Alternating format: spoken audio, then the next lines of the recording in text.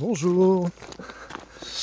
Alors, jour 63 aujourd'hui, c'est le vendredi 5 septembre.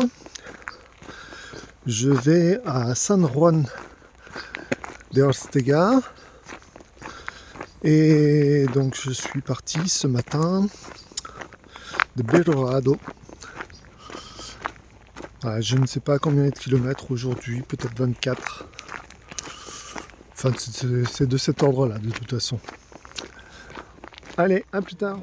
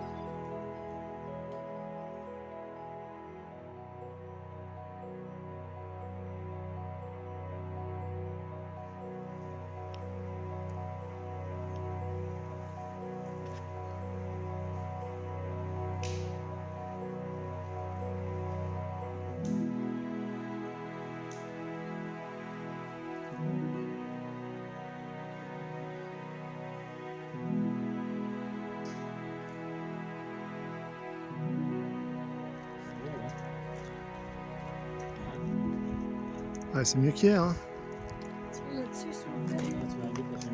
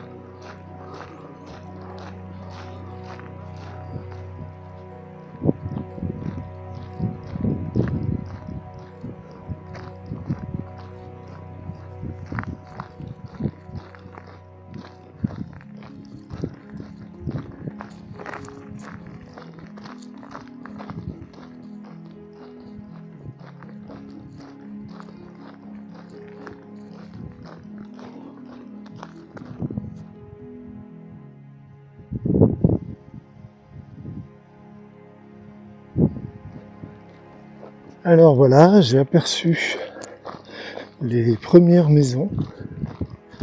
Donc je devrais pas tarder à arriver à San Juan de Ortega. Après donc une bonne portion là, je crois que ça fait 12 km sans voir une maison.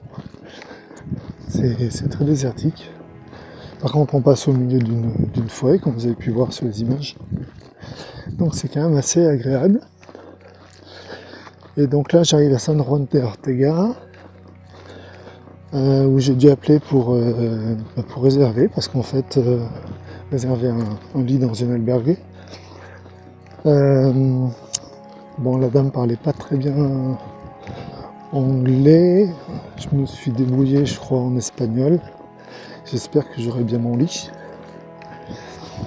Mais donc j'avais envoyé un email hier soir auquel je n'ai pas eu de réponse, et ça malheureusement c'est souvent le cas.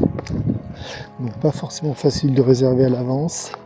Ça c'est pour les albergués privés, les albergués municipaux de toute façon on ne peut pas réserver, donc ça sert à rien d'appeler. C'est premier arrivé, premier servi. Voilà pour ce qui est de réserver les albergués. Alors moi j'aime bien réserver si possible la veille pour le lendemain. Comme ça je pars l'esprit serein, je sais que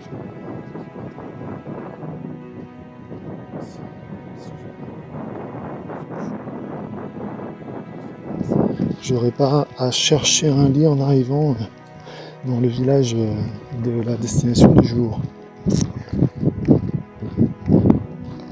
Donc voilà pour ce qui est de la réservation des albergués. Pour ce qui est de les choisir, à Saint-Jean-Pied-de-Port, on nous donne une liste d'albergués avec dessus indiqué, alors c'est une liste où il y a toutes les albergués, où il y a un certain nombre d'albergués par village qu'on va traverser en faisant le chemin. Ils ne sont pas toutes. C'est-à-dire que si on utilise Gronze, on voit qu'il y en a d'autres. Et une fois qu'on est sur place, on en trouve d'autres qui étaient référenciés ni dans la liste de l'accueil pèlerin de Saint-Jean-Pied-de-Port, ni sur Gronze. Donc voilà, on peut chercher donc aussi les albergués sur Google Maps. Et pour ce qui est de les choisir, alors moi je prends si possible une alberguée avec peu de lits. Après c'est un goût qui est personnel. Et puis si c'est complet, je garde l'albergué où il y a un peu plus de lits, et ainsi de suite quoi. Parce que sur la liste que nous donne l'accueil pèlerin de Saint-Jean-Pied-de-Port, il y a l'indication du nombre de lits par albergué. Donc ça peut servir comme indicateur. Que dire d'autre? Les prix des albergués. Alors si c'est en albergué municipal, c'est proche des 10 €, autour des 10 €. Et si c'est en albergué privé, c'est autour des 15 €. C'est pas souvent que l'albergué propose le repas du soir. Le petit déjeuner un peu plus souvent, mais pas souvent pour le repas du soir. Donc ça implique de pouvoir s'acheter à manger dans le village où on arrive, la ville ou le village où on arrive. Voilà, et puis après pour se faire à manger, soit on mange au resto, soit on achète en pique-nique, soit on achète, on revient à l'albergué, et puis en principe il y a une cuisine de disponible, donc on peut se faire sa cuisine à l'albergué et manger à l'albergué, dans une sorte de réfectoire. Voilà. Et dans les albergués, ce sont des dortoirs en principe. Alors des fois certains proposent des chambres mais c'est plus cher. Les prix que je vous ai donnés là, c'est en dortoir. C'est des dortoirs en principe organisés en lits superposés. Et vous pouvez avoir, je sais pas moi, jusqu'à 8 lits superposés, donc ça fait 16 lits dans la même salle.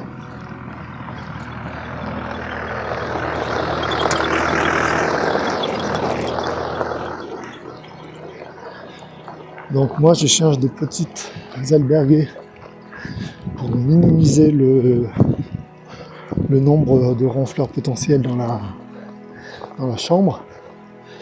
Bon, si vous avez une chambre avec 16 lits, vous êtes sûr d'avoir 2-3 ronfleurs.